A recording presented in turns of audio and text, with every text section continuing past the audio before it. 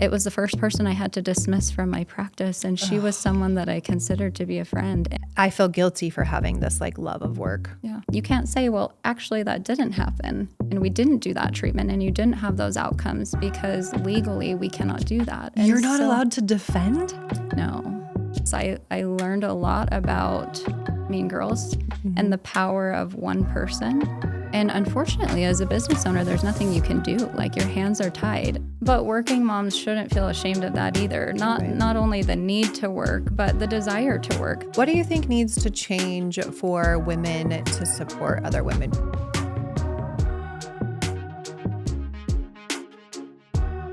Welcome back, y'all, to How We Do.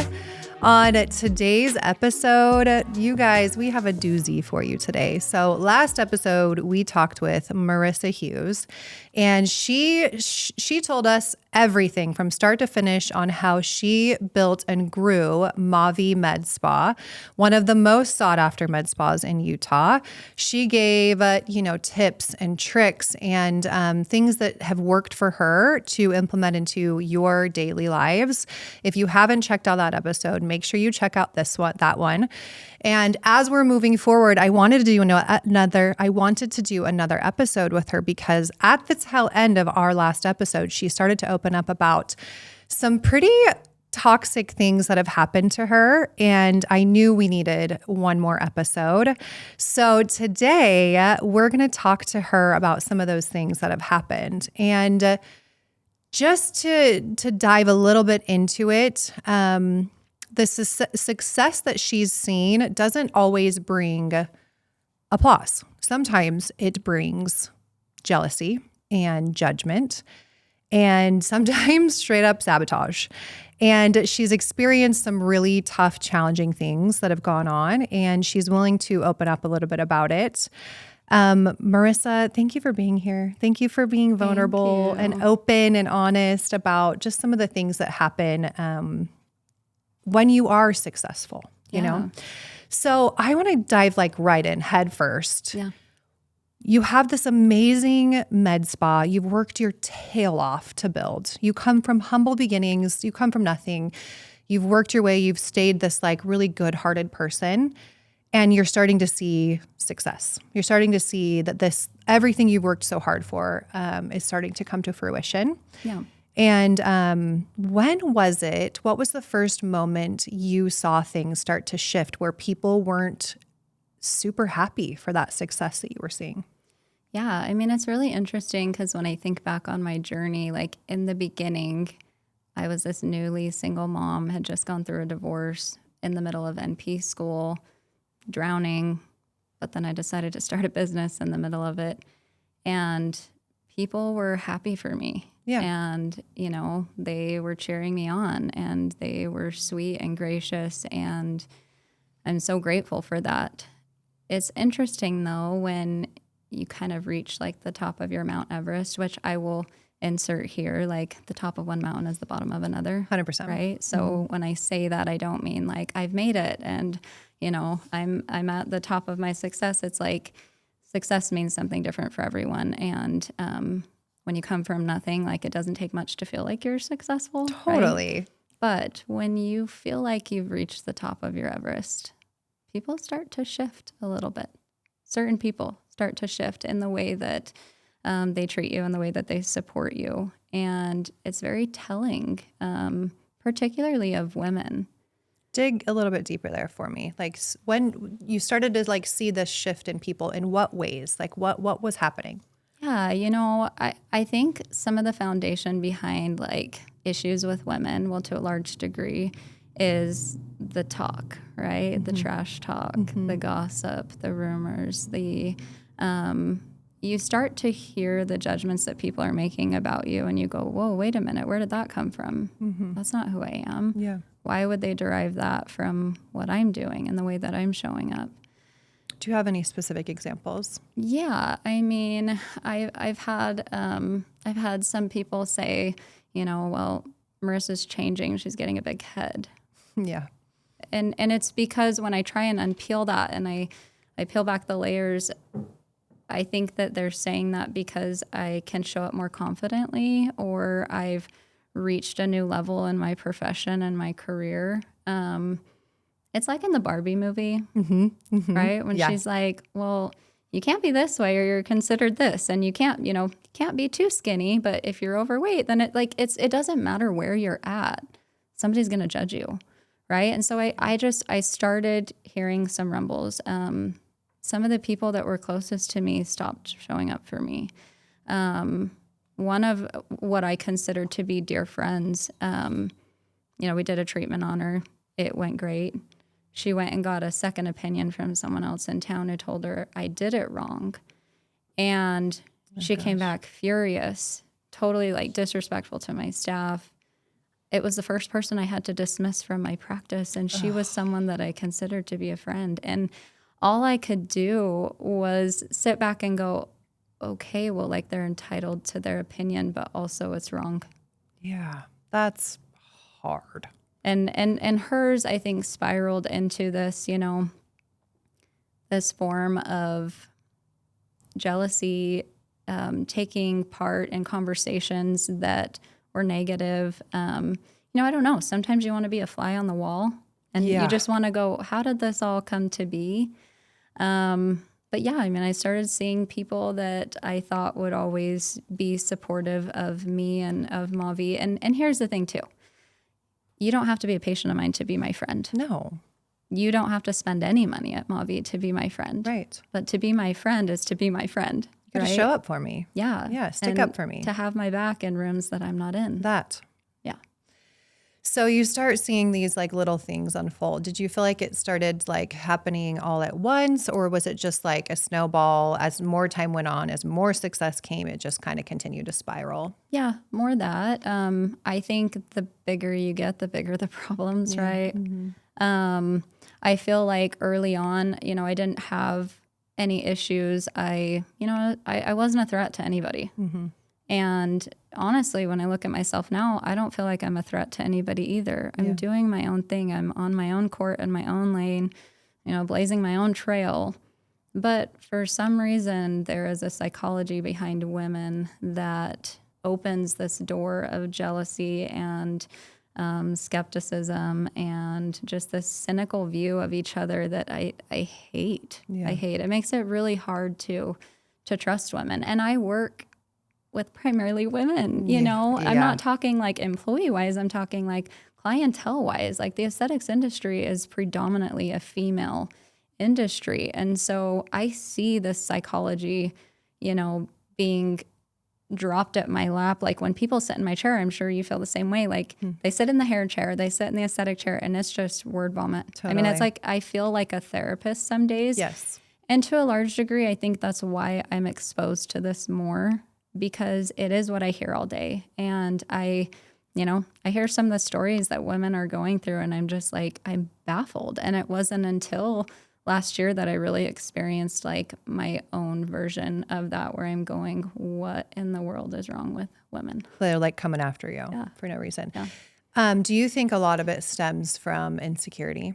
I do, 100%.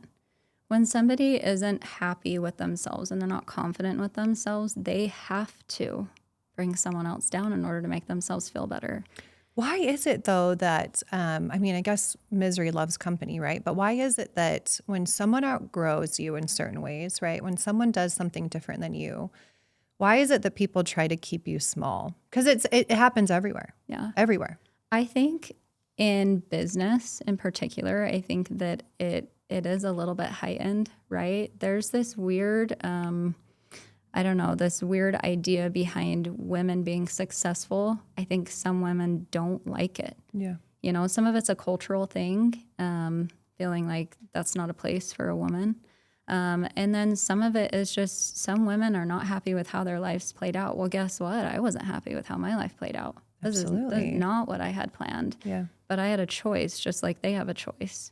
When my life crumbled, I could have given up. I could have become that victim mentality, victim-minded, entitled person, and I didn't. Right. I still have that choice. We all have that choice. Daily. But the hard part for me is when I look at that and I think, well, I didn't do anything to you. Like, why is there so much hatred? the only conclusion that I can derive is they're unhappy with themselves. And it's really sad. Yeah, it is sad. It's really sad because I know what that broken feeling feels like. And to imagine myself stuck in that misery indefinitely, where I have to make other people also feel that or attempt to make them feel that, Yeah. that would be a very damning feeling. So you felt this way in business, and it probably comes in all shapes and sizes from women, right? Like clients, friends, moms, like all these women who maybe don't understand you or why you do what you do, and then, you know, choose to make assumptions, and it kind of just spirals after that. Do you think that it affects your business, or do you think it's just, you know, a side effect and like you can push past it? I think that I have chosen to believe that it affects my business maybe more than it does. Okay. Elaborate on that. Because, you know, early on when I started experiencing some of this, it's like, you know, first patient I ever had to dismiss from my practice, which I've only ever had to dismiss 3 people from my practice, Good for but you. it happens. When I experienced this, I was devastated. Yeah. You lose that one client and you're just like, you feel like your life is over and like everything you're working so hard for, it's just like, well, this is going down the drain. Yeah. You know, but I think that I've realized that that's not the case because new people will come. I value every client that comes through our doors, and it does keep me up at night if I have bad feedback or a negative review, and especially if that is falsified. Right. And unfortunately, as a business owner, there's nothing you can do. Like your hands are tied, and especially in the medical world, it's like there are HIPAA laws in place that prevent you from actually telling the true story when it's in like an online platform. You can't say, well, actually that didn't happen and we didn't do that treatment and you didn't have those outcomes because legally we cannot do that. And You're not allowed to defend? No. No, I mean, you can say, you know, that's not true, but it's like if you really wanted to like truly defend, you can't defend the details. And so I think I have definitely been guilty of like keeping myself up at night over one dissatisfied client and then finding out, well, this is just the game that they play to try and get free stuff or to try to, you know, get their way. You cannot hang on to every outcome like that. I value every patient that comes through the doors and every outcome matters to me, but sometimes you can do everything right and you still lose them. Yeah. You know, in platform, we had this one unhappy customer, and let's just say it wasn't us, it was her. And you kind of start to see like it's like a personality trait, and it is this like thing where they try to get free stuff, right? Or it becomes this like habitual unhappy victim mentality type of person. And some of the girls were kind of getting worked up over it. And it at first, like, yes, I lose sleep over it. Yes, because I'm like, you know, I don't want her. She like wrote a negative review. You know, she's talking in her Instagram about us negatively. No. And it's easy to stay up nights worrying about it. But I also believe like the energy you put out there comes back, right? Like it's proven. And the more energy you put on those type of people and trying to make them happy is not coming back in a positive way. I'll tell you that much. Yeah. Well, and I think it also matters. Like, I don't think it's a bad thing. And I think that everyone in life should just understand this and know this, but especially if you own a business, it's okay to be upset about it. Yes. It's okay to cry about it. It's okay to be angry about it. What matters is how long you stay there. It's that victim mentality. Yeah. How long you put yourself, you have to feel, right? You have to like feel upset. If you didn't feel anything, you wouldn't care about your business. No, you become callous. And so I agree with you, but the more you hyper focus on the negative, right, you lose opportunities to bring in new positive into your life. Right. I don't think it doesn't work like that. The more you focus on negative, you can't get positive, right? Yeah. So is this something you've ever struggled with? And I'm going to guess you're going to say no, but is this something you've ever struggled with in life? Seeing other women succeed and do things and then be like, ugh. Yeah. I mean, I think when I was in that hamster wheel and I was, you know, working 60 hours a week, I was a salaried employee. I knew I was made for something bigger and better. Of course, you see women on Instagram living these lavish lifestyles. They seem like they've got it all together. And I think I'd be lying, and it's natural to be like, man, I wish it was me. I wish it was me. The difference is, again, I had a choice. Yeah. I can go out and create it. And it may never be that same extent of a lifestyle, but like it's all about my heart and like what level of satisfaction I'm okay with. And if I have these unrealistic expectations with myself and I'm just never going to be satisfied, that is not healthy. Yeah, no. Gosh, You know? no. Yeah. So I think the difference is, yeah, I've seen that and I've been like, gosh, I wish that was me. But I would never be mean to somebody because they have success. Right. What do you think needs to change for women to support other women? Because I do believe it's the most toxic, if you will, with women, like women among women. What do you think needs to change for that kind of culture to also change? You know what? I've thought about this a lot the last year. I think for me personally, I've always felt like, gosh, if you just like knew me, if you just got to know me and like knew my heart and like knew my struggles, would you be so quick to like be so mean? Yeah. You know, if your outward presentation was representative of the way that you treated people, how would you look? Right. That's how I feel. And I think like when I look at like these mean girls and I think about, well, gosh, like if you just knew me and if I knew you, there wouldn't be this issue. Yeah. I think women are too quick to make judgments. And then it's like this roadblock, this like major wall. And it's like, you're now in the category of I'm going to be mean to you no matter what. Right. And I also think like there's an inability for forgiveness and grace with women. Like it is this hard, like I'm going to annihilate you with a text message that says the meanest things I've ever said. And Oh, yeah. you know what I mean? Like women are so quick to do that and I don't understand it. It's crazy in business too, like how aggressive people get. And you're like, sometimes I want to write back, like, I'm also a human. Yeah.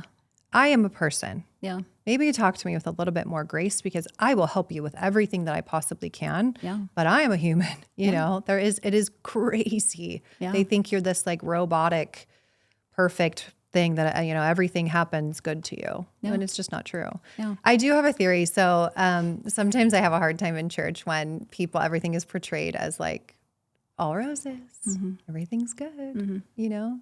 And I personally wish people talked about their struggles more. Yeah. And talked about their like, you know, things that they're doubting or things that they're struggling with that week or hardships, and not in the victim mentality, but in a way of like opening up the floor for other people to have grace to also feel like it's okay to struggle. Yeah, definitely. You know, and I think that like what you said with other women, if they just knew you and knew that like this wasn't handed to you on a pedestal, you worked your ass off for it, you know, and like your intentions are pure and good and you only see one side, right, of a person. And I think if people understood the like depth behind people and their struggles and their trials, like there would be more grace. Oh, they'd be less quick to judge. Yeah. So let's get real here for a minute. Yeah. Off camera, you just told me the tiniest little portion about the hell of a year you had last year. Yeah. Can you dive a little bit more into the like nitty gritty details of kind of why you had such a trying year and what happened and what went on and that trial? Yeah. I mean, I think I experienced it threefold. One in my business that started with a bad employee that I had no idea was undermining our business, and it spiraled, unfortunately, into other employees. And I really took that to heart because, you know, like I said, some people want to make it personal on their way out when they're held accountable. And I struggle with that because I care. And it just is who I am. And, you know, you have a big heart, right? But so that was difficult. And that literally was like once every 3 months throughout the entire year. Ugh. And so just when I felt like I was like, you know, standing on sturdy ground again. Getting over one battle. Yeah, something else would happen.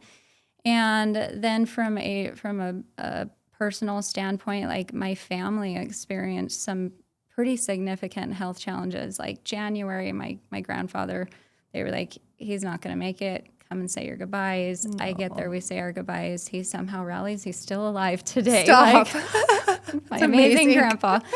But the next month, my grandmother's in the hospital. 2 months later, my dad's diagnosed with liver failure and cancer. And Oh, it literally was one thing after another within my family, the people I love the most, and just hard life trials on top of the professional. And then there were some personal trials that, I won't go into full detail on, but I will say this. I learned a lot about Mean Girls and the power of one person and how they can influence other women and the lack thereof of maybe some strength for people to actually like stand up to to someone. said mean girl. Yeah. Was this mean girl like in your, did you have to see her a lot, like in your close personal circle? Unfortunately. Yeah. Yeah. And it all started because I defended myself. You stood up for yourself. I stood up for myself. And, there were recurring trash talk getting back to me, like, whatever, I can handle that. I can, blow it off my shoulders. But it happened in front of me. And, so I stood up for myself. And that spiraled into this vicious attack that quite literally was constant. And it has been this behind the scenes attack for about a year. And then this last year, it was in-person attacks. It was verbal. It was sending threatening letters regarding my business. It's writing a review about my personal appearance on Google. It's things that affect my children. Like full on sabotage, personal, professional, all of it. Yeah. I lost a couple of clients that, chose to believe her side, which is fine. But it's interesting the power of one person and how miserable they are and the length at which they will go to try to hurt another human. And I will say this, her goal was to hurt me, to make sure that I could not find happiness because she doesn't have it.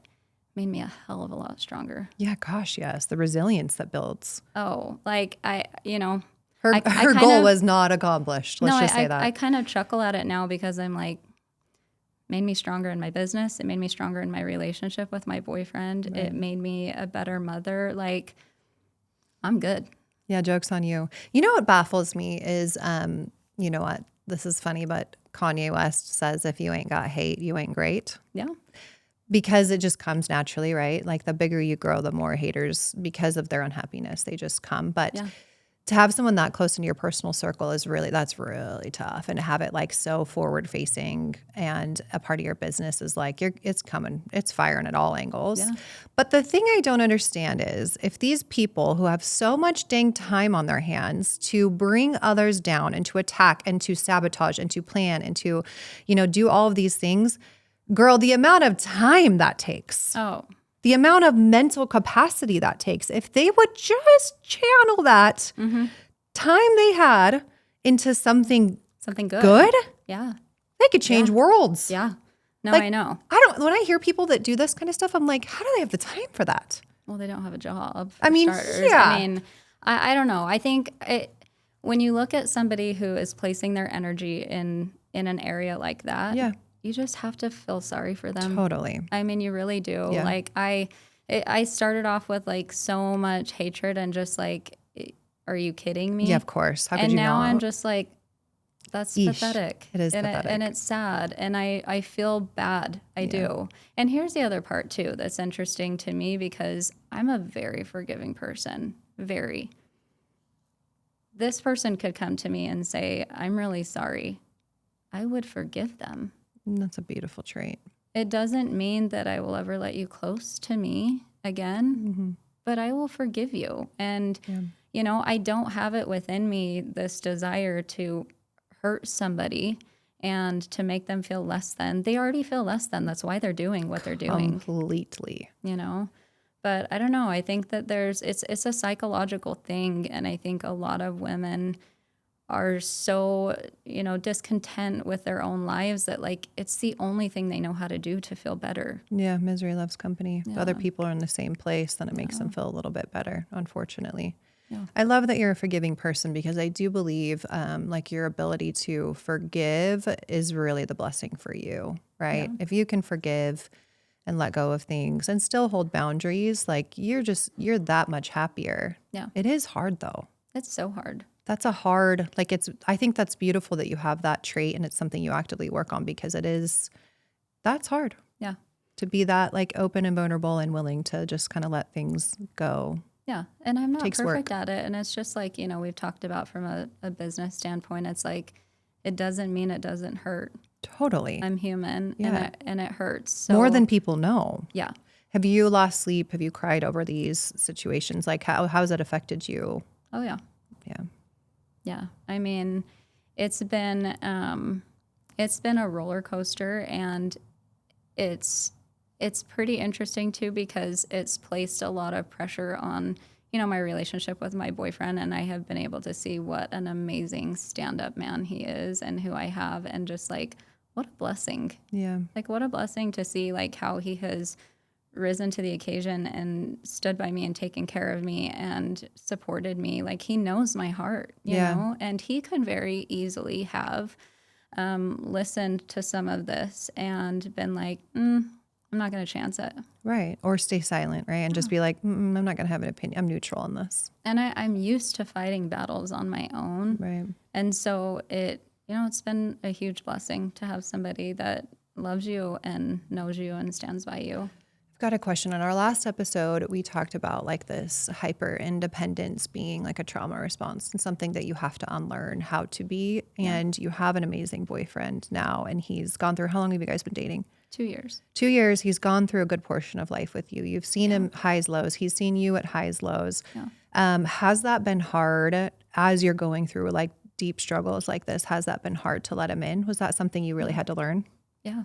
How did you learn that? Yeah. I mean, I think on both ends, when you experience trauma, you're like waiting for the floor to fall out. Totally. When we first started dating, he would say things like, when are you going to get mad at me? And like, when am I going to see the real Marissa? And I'm like, what are you talking about? Like, this is me, And I'm like, do you want me to get mad at you? Like, this is not a facade, Yeah. But you do project to some degree what you've experienced. And he would always say, like, you're just so chill. Yeah. And you're just so like calm and like sweet. But like, when is the real Marissa going to come out? Right. And I experienced the same thing with him. Like, when things were tough in that regard on a personal note, not between he and I, but this other person, it's like, I wanted to retreat. Yeah, of course. Because, and like hunker down and do what you know how to do, which is take care of yourself by yourself. Right. Because I'm safe by myself and I know that I can take care of myself. So yeah, it was hard. I remember one particularly challenging day.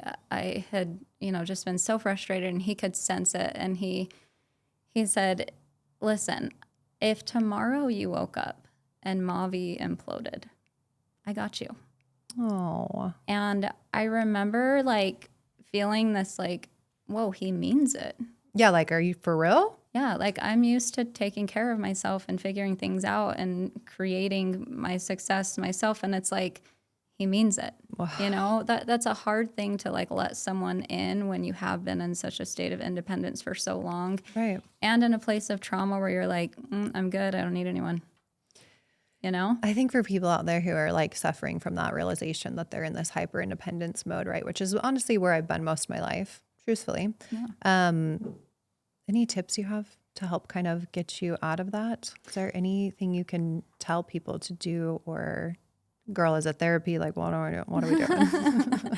Yeah. I mean, I think for me personally, like, it wasn't an easy road to let my boyfriend in, if we want to talk like relationships, because this could be about a significant other. It could be about just friends in general. Totally. Maybe you've been burned by, your girlfriends. But when it comes down to it, like, I had to let go of some of the trust a little bit. Like, I had to let go of like my innate ability and desire to like want to control the outcome. Mm-hmm.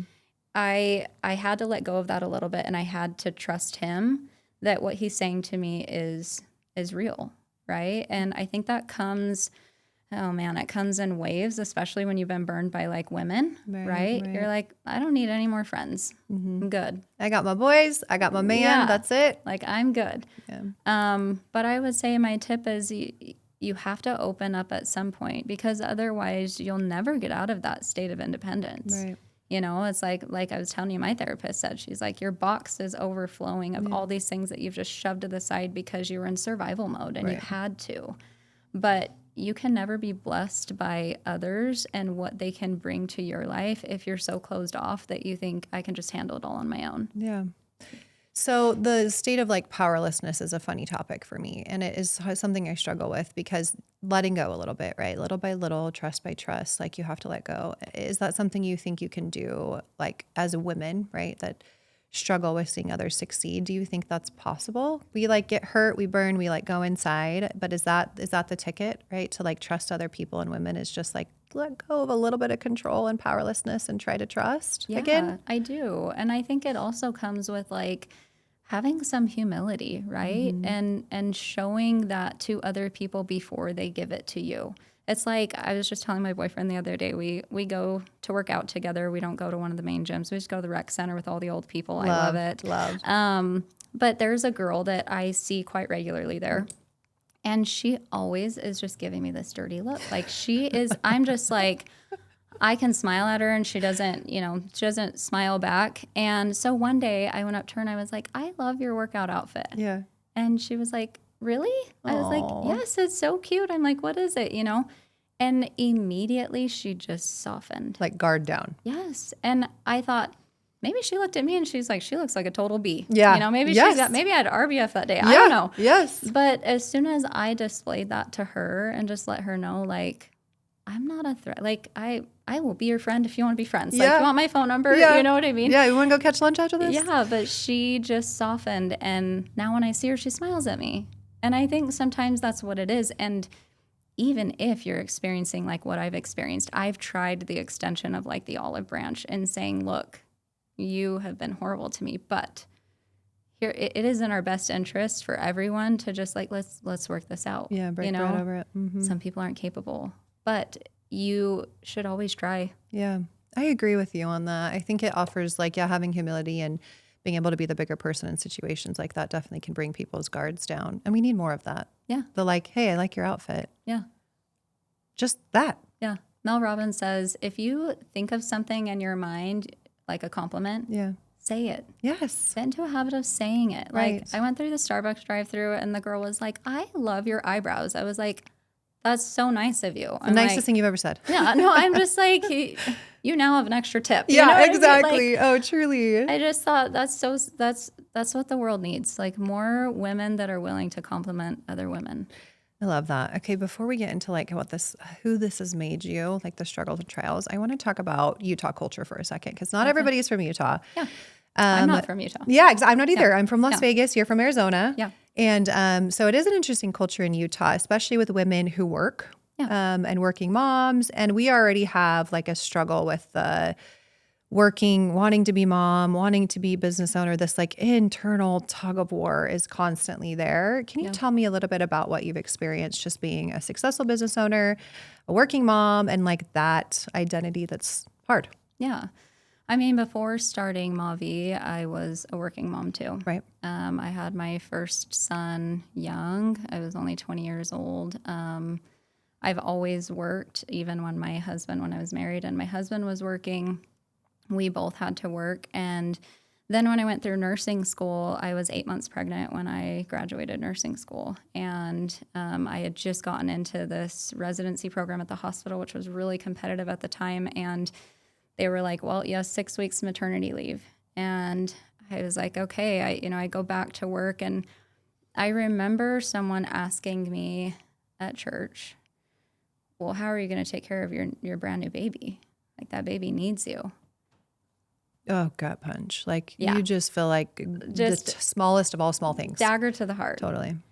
And it is hard. It is really hard. I have a voicemail that my son left me back during that time when my baby he had just turned like a year old, that I would love to play for you. Oh my gosh. Yes, please. And it's something that I listen to actually often because it's a reminder to me of like what it has taken to get to this point.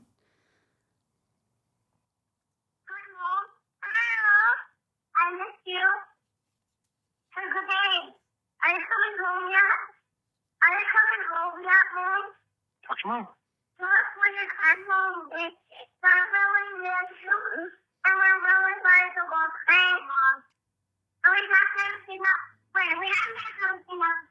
Can you say bye-bye? Jackson, say bye-bye. Like the, are you coming home yet? I mean, my son would leave me voicemails like this all the time. And you talk about like the weight of needing to be all the things. It's like, well, in our culture, we're raised to believe, and I believe it too. Like our biggest responsibility in this life is to take care of these babies that we bring into this earth. Like when I get to the other side, I want to be able to stand in front of my kids and know that I didn't get in my own way in providing them a good life. Yeah. And that was hard. But to be honest with you, I think more than a cultural judgment and judgment from like people within our church, I think it all came from within. Yeah. I think I gave myself the heaviest judgment of all because my expectation of what I thought I was supposed to be, I wanted to be that stay-at-home mom. I wanted to be the mom that could go to all the activities at school and be working on their Valentine's boxes before midnight the night before. And I wanted to be those things, and life didn't play out that way. Right. And it felt so disappointing. I felt so ripped off, Right. you know? But I also look at my journey and like what it has given to my boys, and I have taught them independence, and I have taught them the power of perseverance and, you know, doing the hard thing when you don't want to. Yeah. When my kids are sick and I then become sick, I still have to go to work, and I still have to figure out the nanny situation. And you know, my kids know that. My kids know, like, don't ask mom to skip school when you just have a little sniffly nose, because She's going to work, you're going to school. she's going to say no, you know? So it is hard, though. I think for anybody that's in that situation, you know, you stay-at-home moms, like, it is the hardest freaking job. Ever. It's so hard. Yeah. But working moms shouldn't feel ashamed of that either. Not only the need to work, but the desire to work. I think that was hard for me when, you know, when I was married, people would say, well, you know, don't you want to be home with your kids? It's like, well, yes, I want to be home with my kids. But I also know I was supposed to be a nurse. Right. And I mean, it is possible to do both. It is possible. And I think the balance, perfect balance is unattainable. Perfection is unattainable. You can't be everywhere for everyone. But whether it's, forced it, you have to be a working mom, or you have that desire to be a working mom, like it's all okay. But I think the inner judgment definitely comes from ourselves being too hard on ourselves. And I feel the same way. I think I feel guilty for having this like love of work all the time, all the time. And my kids will ask me like, why do you have to go to work? Yeah. And instead of saying like, oh, I just have to, you know, I'm like, you know what? I love work. Yeah. And my daughter asked me the other day, Mom, but you love me more than you love work, right? And I was like, good heavens, yes. Of course. Yeah. And I think it's just letting them know that they're, you know, obviously the highest priority, but I agree. I don't think we should feel ashamed that we love to work, you know, and vice versa. If you don't want to and you want to be a stay-at-home mom, that's so okay. dang hard. Yeah. And it's amazing. It's beautiful. I think for me, it's like the reason I keep that voicemail accessible is because I have to remind myself, like, I'm not doing this for other people. Right. I'm doing it for them. Right. And to some people from the outside looking in, it may not seem like those two add up, right? You should be home and you should be committed to, you know, being accessible to them at all times. But what I am teaching them is also very valuable, and a lot of kids don't get taught that. You know, some kids' moms do everything for them. Right. My kids, when I was in NP school, I had to teach Oakley how to make some mac and cheese and a quesadilla. Right. And guess what? The kid's amazing in the kitchen. He's only 13. Right. You know, so I think that this can apply to any trial in your life.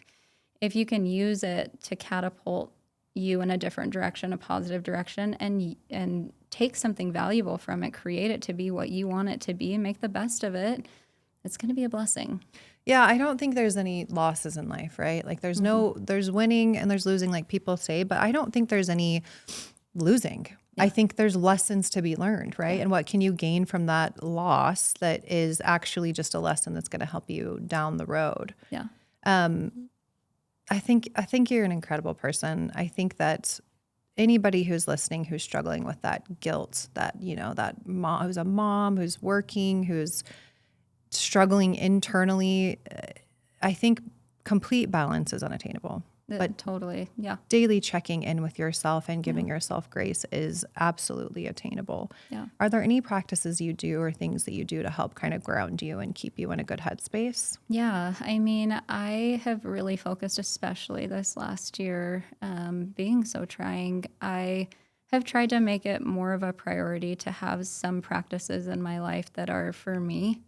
I mentioned on our last podcast, like I like to write music and it's a therapy for me.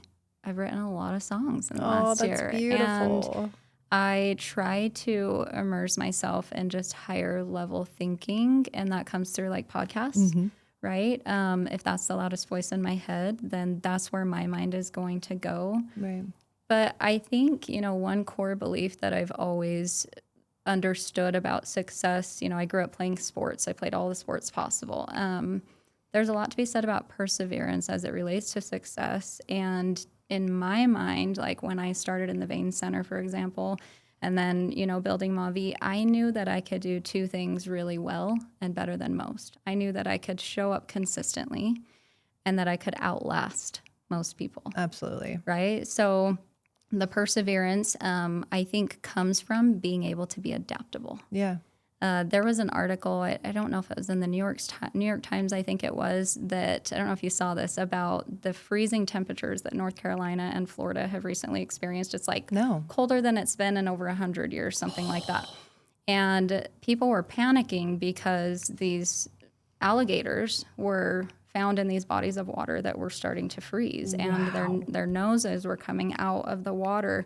And that's all you could see was just their nose. And so people were freaking out because the water froze, the alligators in it, and their nose is the only thing sticking out above the water. And these scientists came out and they're like, they're fine. They are adapting. Their bodies will adapt and they will be fine. They froze in the water and they're okay. Wow. And I think about that as like, be the alligator. Yeah, right? yeah. I'm underwater. I'm underwater because my whole journey and like being in the middle of NP school and going through a divorce and then starting a med spa, I felt like when people would ask me like, how are you? I feel like my head's just barely above water. And like now it like resonates with me so much more because these pivotal times in my life when I could have crumbled, I just adapted. That's all it was. Like, it's not a huge secret. It's like I adapted. I took what came to me and I said, okay, well, I'm going to pivot. I'm going to change my defense, right? Yeah. I think the difference between like the doers and the wishers is it's easy to be excited in the beginning of things, excited in the beginning of your business. It's like the huddle before the game when everybody's like, we're going to dominate, right?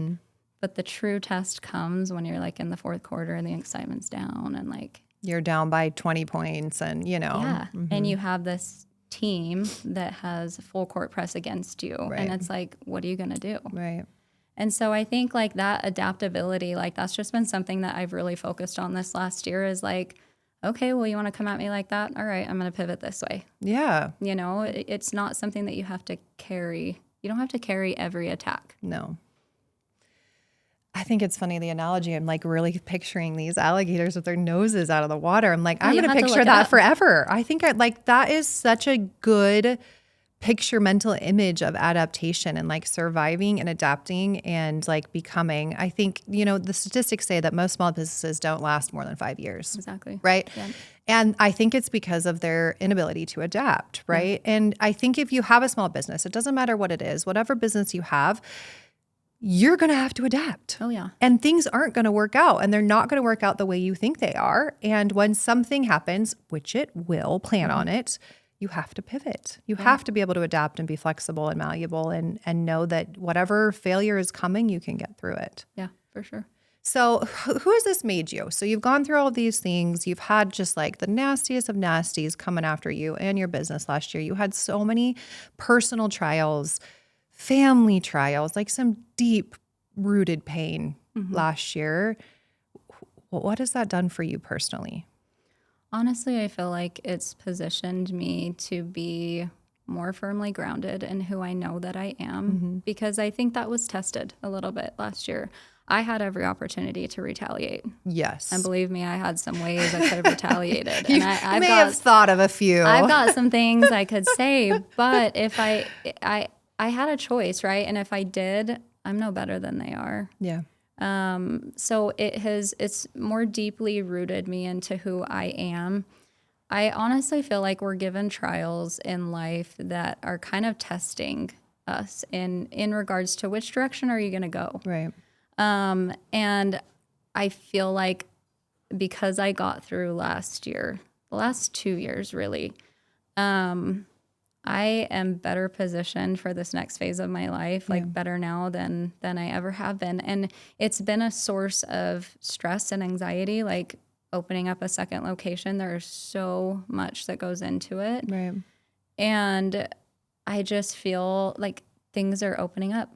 Opportunities are opening up. People are coming into my life that I've been praying for, you know? And I think when you're a good person and you have good intent and you're not putting on a smoke show for someone, good things will happen to you. Yeah.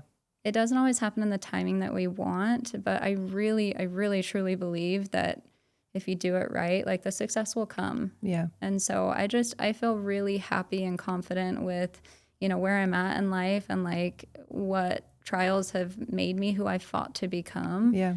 And, you know, it is who my parents have raised me to be. And I'm really grateful for that. Old things have to die off for new things to emerge. Yeah. Sometimes you can't be afraid of the slough, right? Of the like things dying, because it means new things are coming. Yeah. You're growing, you're building new resilience. And speaking of resilience, correct me if I'm wrong, but you're speaking at a conference on emotional resilience. Yes. So tell me a little bit about that.